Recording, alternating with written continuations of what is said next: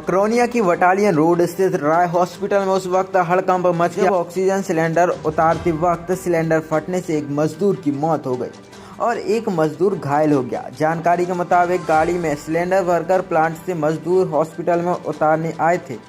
इसी दौरान मजदूर रूपेंद्र कोरी ने सिलेंडर को नीचे उतारा और सिलेंडर में धमाका हो गया। हादसे में रूपेंद्र की मौके पर ही दर्दनाक मौत हो गई। वहीं उसका साथी जितेंद्र घायल हो गया, जिसका इलाज चल रहा है। मामले की जानकारी लगते ही मकरोनिया पुलिस सहित विभाग के आला अधिकारी मौके पर पहुंचे और मामले को जांच में लिया। घटना कैसे हुई, फिलहाल यह जांच का विषय है। सर, ये एक घटना हुई है, किसकी लापरवाही मानते हैं? गौरी गैस एजेंसी जो ऑक्सीजन सिलेंडर हमें प्रदान करती है, लगभग 4 बजे इनकी गाड़ी अस्पताल प्रांगण में आई होगी और उन्होंने अपने सिलेंडर उतारना शुरू किया।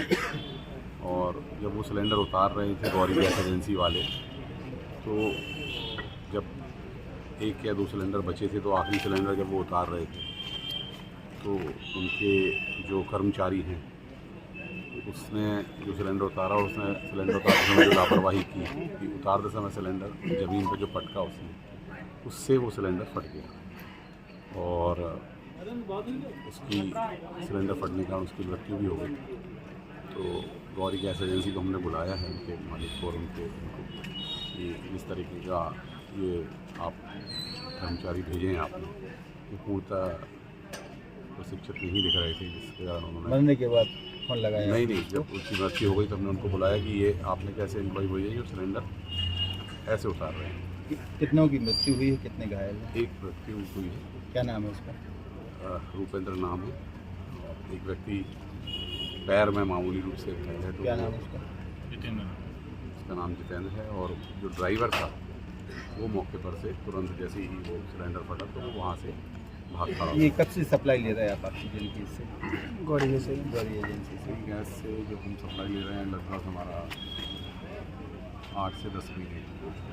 कितने सिलेंडर की आपके यहाँ अनुमति है, कितने रख सकते हैं आप? क्या है इसमें नॉर्म्स आप ले तो रहे हैं?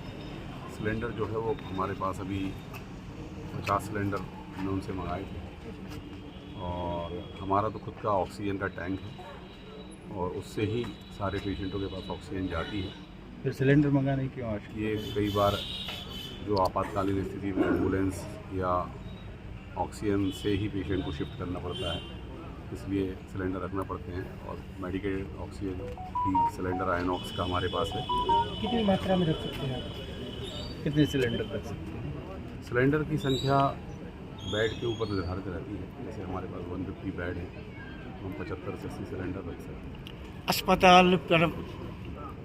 अस्पताल की जगह पे सर इतनी बड़ी घटना हुई है, सुरक्षा के हिसाब से क्या व्यवस्थाएं थी?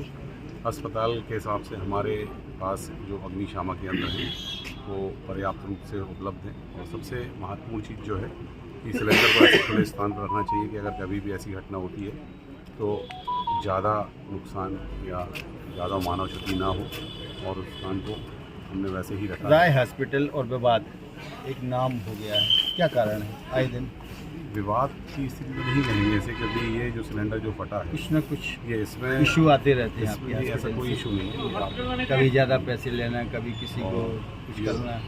जो ऑक्सीजन का सिलेंडर फटा है वो उसमें हमारा कोई इन्वॉल्वमेंट है ही नहीं।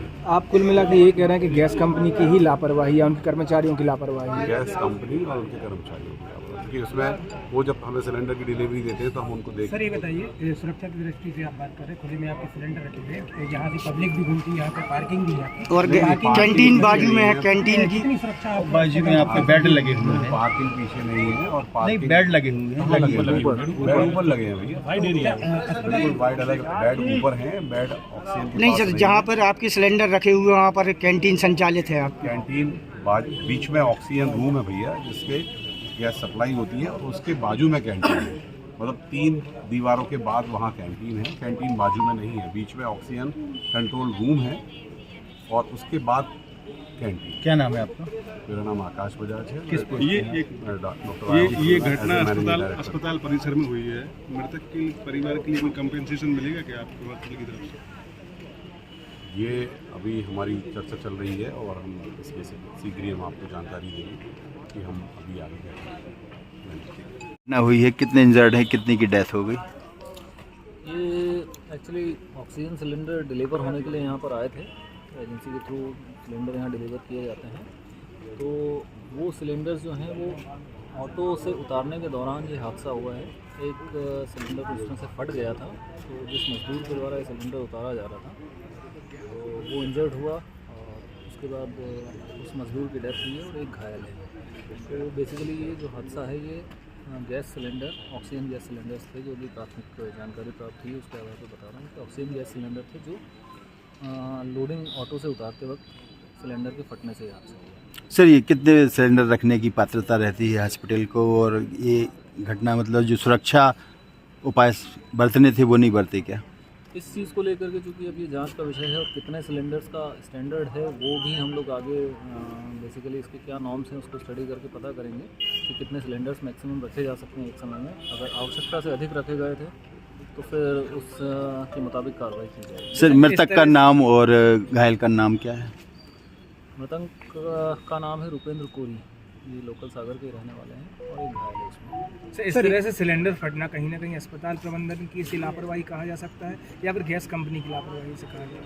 देखिए, ये लापरवाही किस स्तर पे हुई है ये पूरी तरह से जांच का विषय है और जिस भी स्तर से लापरवाही पाई जाएगी आगामी जांच में तो उसके आधार पर कार्रवाई की जाएगी। इस अस्पताल पर गौरी गैस एजेंसी जो है जिसने ये सप्लाई यहाँ पे किया है वो मतलब पहले से भी वो संदिग्ध एक बार और शायद वो कारखानों के लिए सप्लाई करते हैं और हॉस्पिटल सप्लाई तो ये जो आप बता रहे हैं हॉस्पिटल्स और कारखानों के लिए अलग अलग नॉर्म्स हो सकते हैं। बेसिकली ये सब जांच के विषय हैं। अगर अलग अलग नॉर्म्स हैं, हॉस्पिटल के नॉर्म्स के हिसाब से उन्होंने सप्लाई यहाँ नहीं किया है तो निश्चित रूप से उनके खिलाफ कार्रवाई। सर, कोरोना काल के समय कुछ एजेंसियों पर छापामार कार्रवाई भी की गई थी ऑक्सीजन सिलेंडर को लेकर, फिर दावा भी किया गया था कई एजेंसियों पर कि इनकी जांच होगी।